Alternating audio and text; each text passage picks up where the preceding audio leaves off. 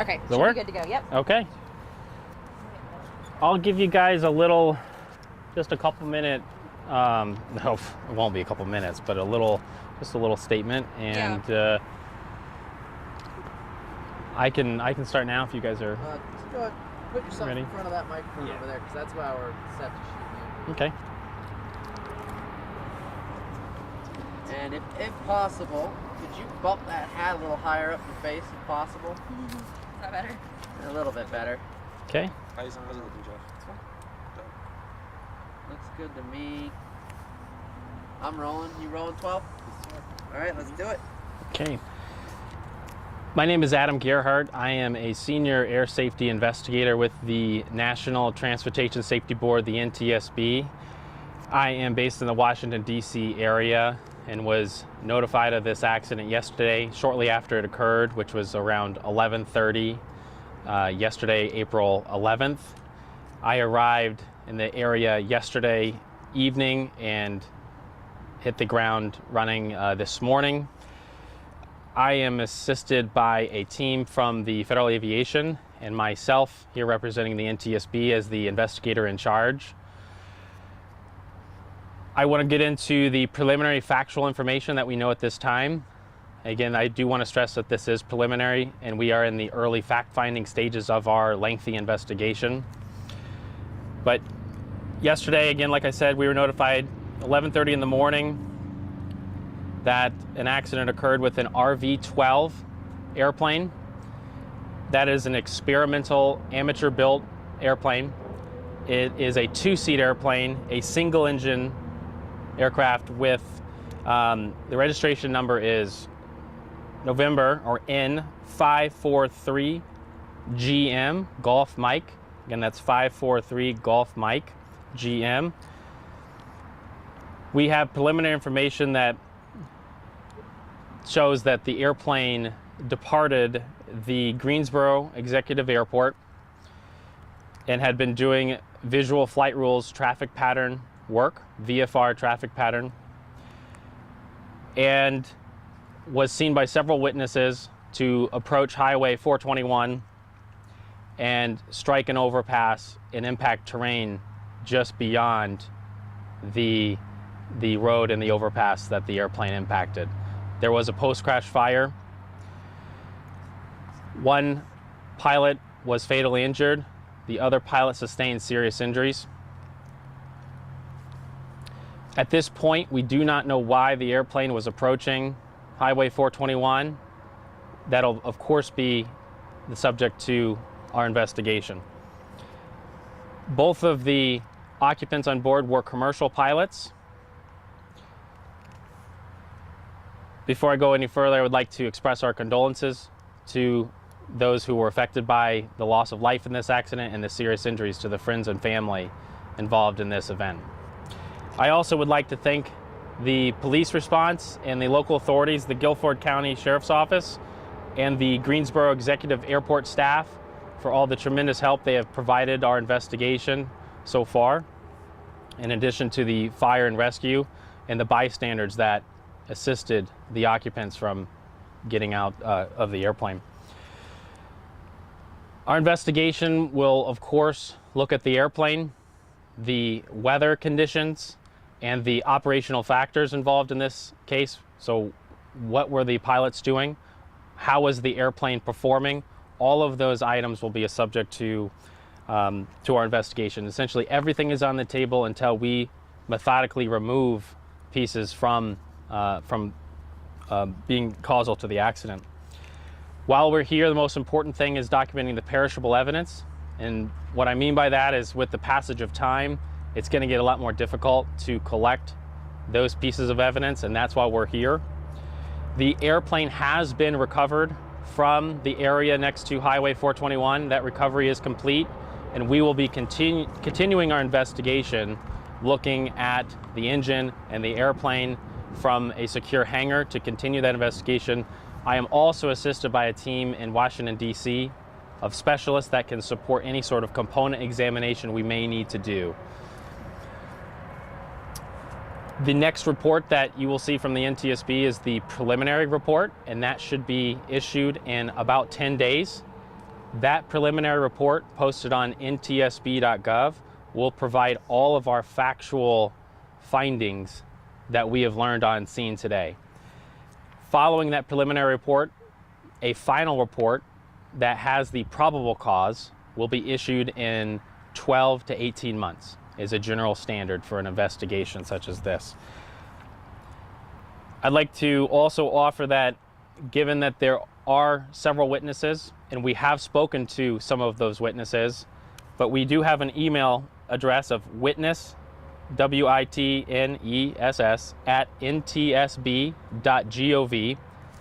You can email if you believe you have photos or a statement that you would believe would be helpful to the investigation.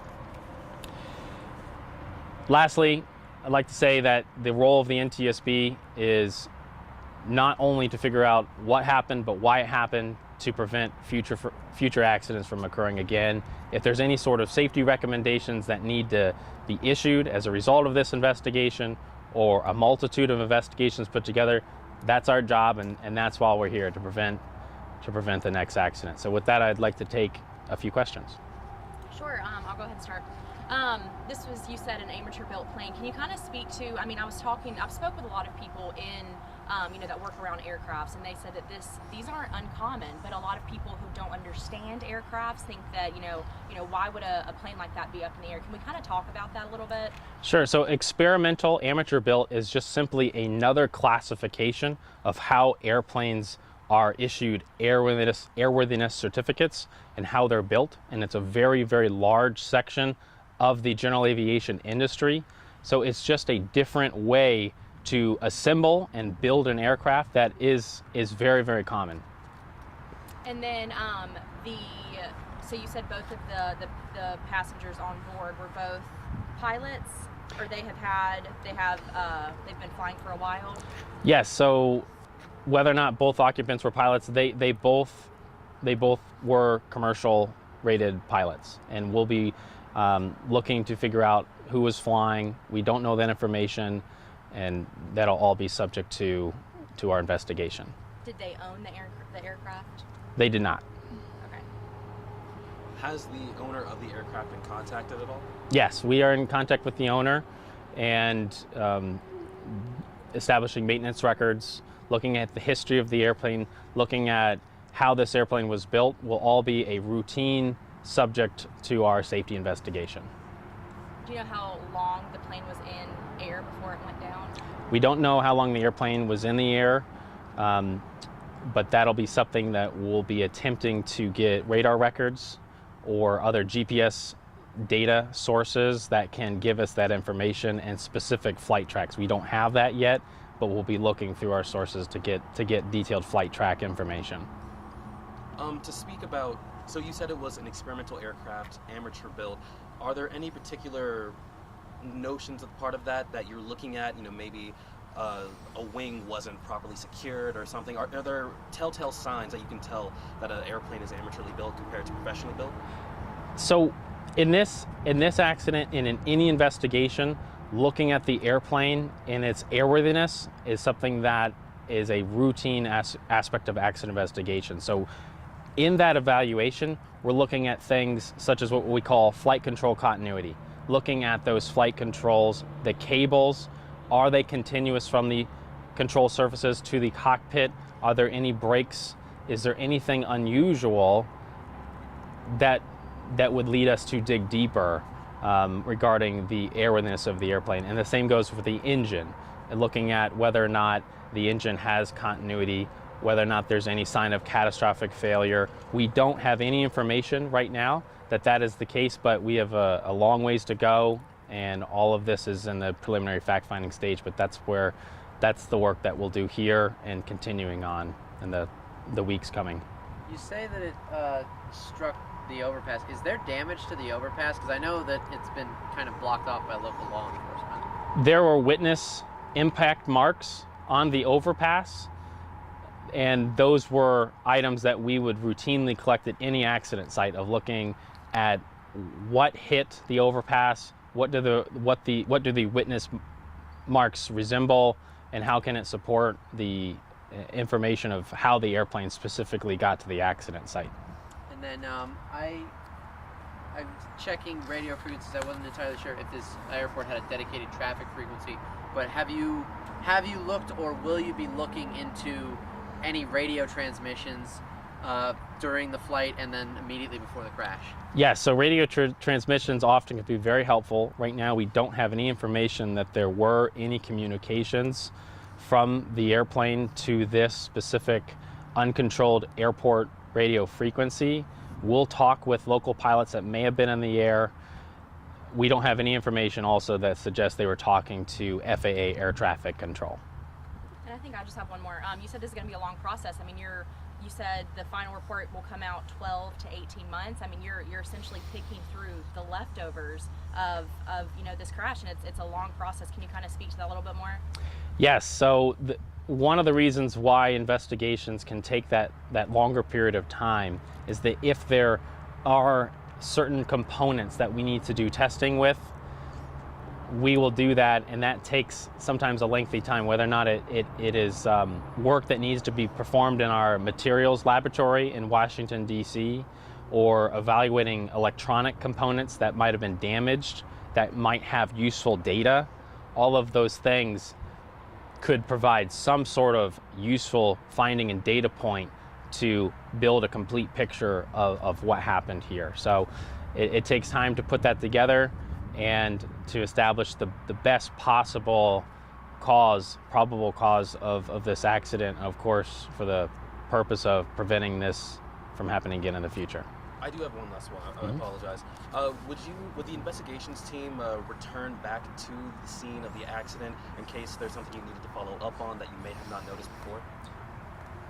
The investigation, once we leave a recovery or the accident site and the recovery is completed, it would be unusual for investigators to return to that site. However, there's always the possibility that you might need to look for a component that wasn't located, but typically through the recovery process of making sure any sizable components are picked up and cleaned from that accident site, and then the wreckage is then subsequently stored in a secure facility. That's where our work will usually continue, is where that wreckage is recovered to, and then from there we'll either take components with us that need to be evaluated or return to the hangar where it's stored in. Oh, and one more thing. I apologize again. Is the pilot the pilot who died? Was he the main pilot piloting the plane, or I'm just kind of curious if he was the main one piloting the plane. At this time, we do not know who was flying the airplane, and we'll obviously try to learn that information, but we do not know that at this time. All right. How old was the aircraft? The airplane was manufactured in 2021, and so it's a recently built airplane. So, Thank you. all right. Thank you for your time. Thanks. Thank Yep. you.